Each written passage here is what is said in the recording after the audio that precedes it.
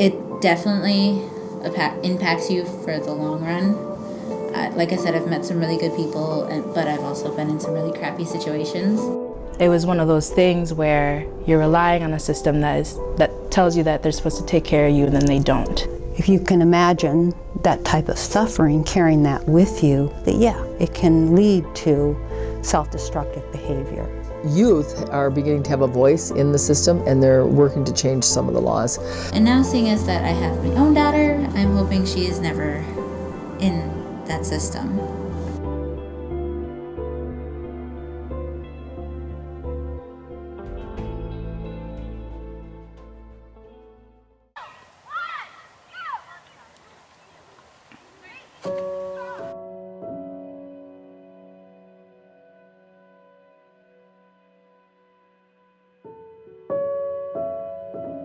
I was in the foster care system through high school and then, pretty much through my adulthood.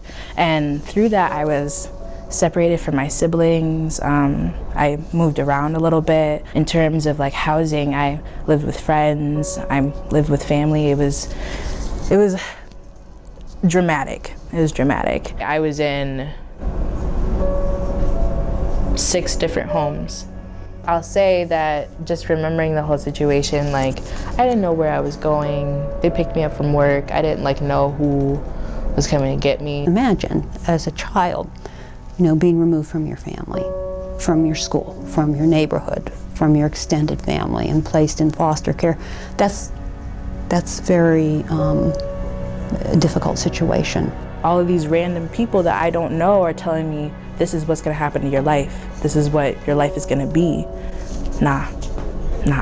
For a while, I didn't have a birth certificate. I didn't have a social security card. I couldn't get jobs. So it was a struggle of them saying like, oh, we'll get it, we got you. We're gonna do the things that we said that we would do for you as, your guardian. And they didn't, and I struggled for it. My family struggled for it.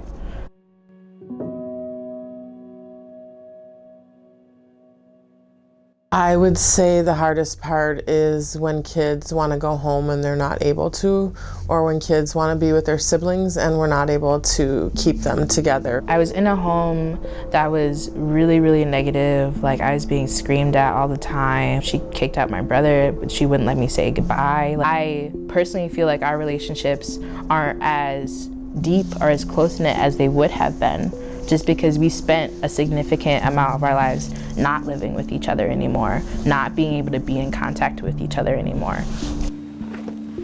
Do you remember the happiest memory that you have? On Halloween. I like it kind of like when we go trick-or-treating. It's about spending time with your family.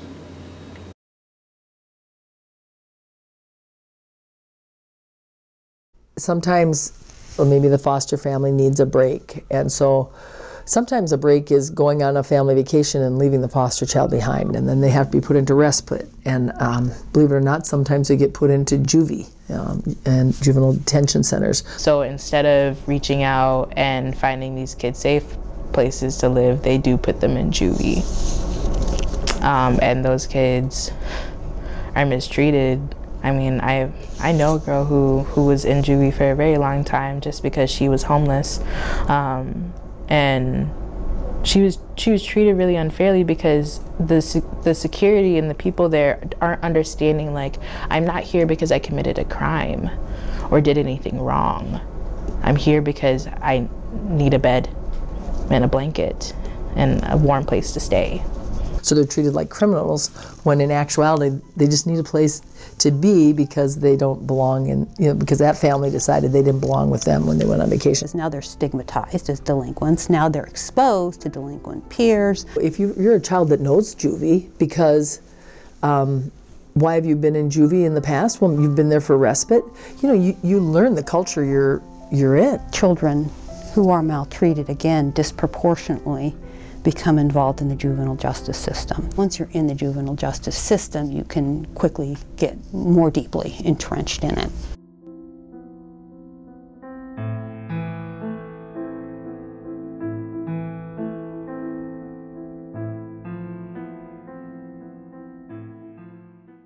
The youth I work with are really traumatized, have been traumatized by those separations. I would say that like mentally it was like taxing. Oftentimes depression, is expressed behaviorally. If you can imagine that type of suffering, carrying that with you, that yeah, it can lead to self-destructive behavior like drug use. And then suddenly the child or the youth gets treated as a problem rather than somebody who's really grieving. Depression, anger, those issues can certainly continue and cause problems.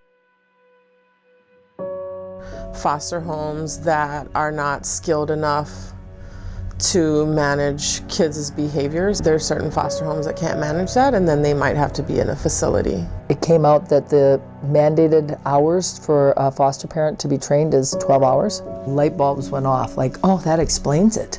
They only need 12 hours. What? Are you kidding me? That would be one thing that would really help, is to change the system to create more training for parents. What we can do as adults, or emerging adults, is to be willing to be mentors.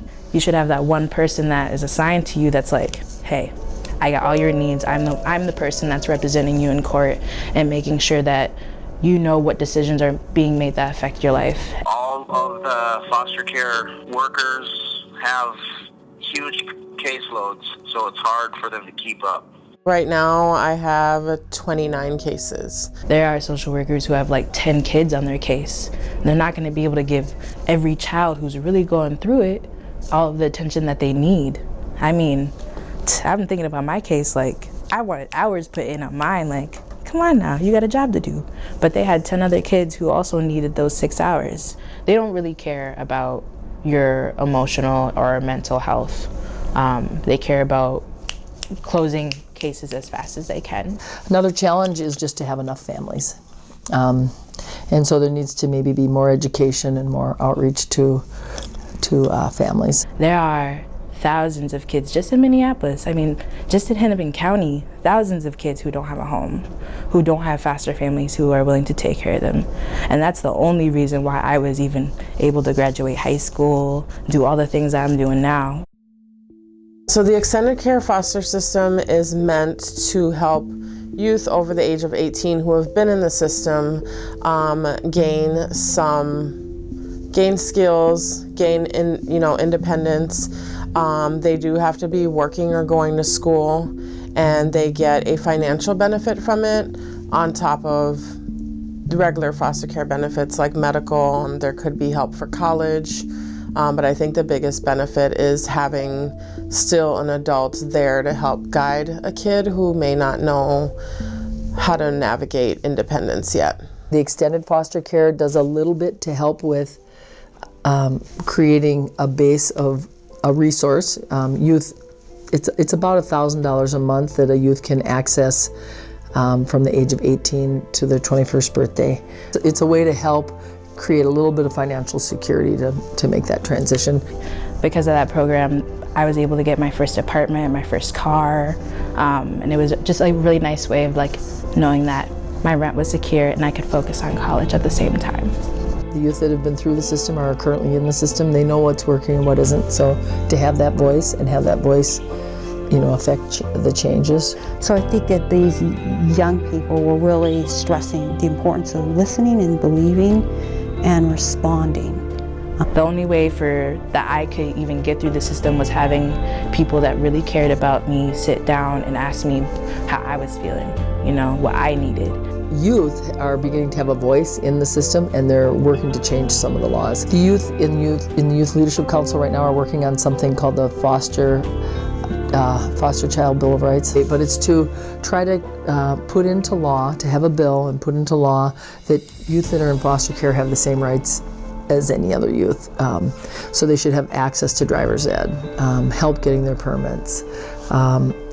If they're with a family, that family treats them equal to the other children in the family, not like an add-on. The flip side of it is working with youth that are in that transition period. I see incredibly resilient and strong and resourceful young adults. That's not to say that everything's good in the foster care system, because it's not. There's a lot of disadvantages. But I feel like I've been really fortunate to be able to work with some of the most remarkable people on this planet. And I'm talking about the young people that I know that have been in foster care.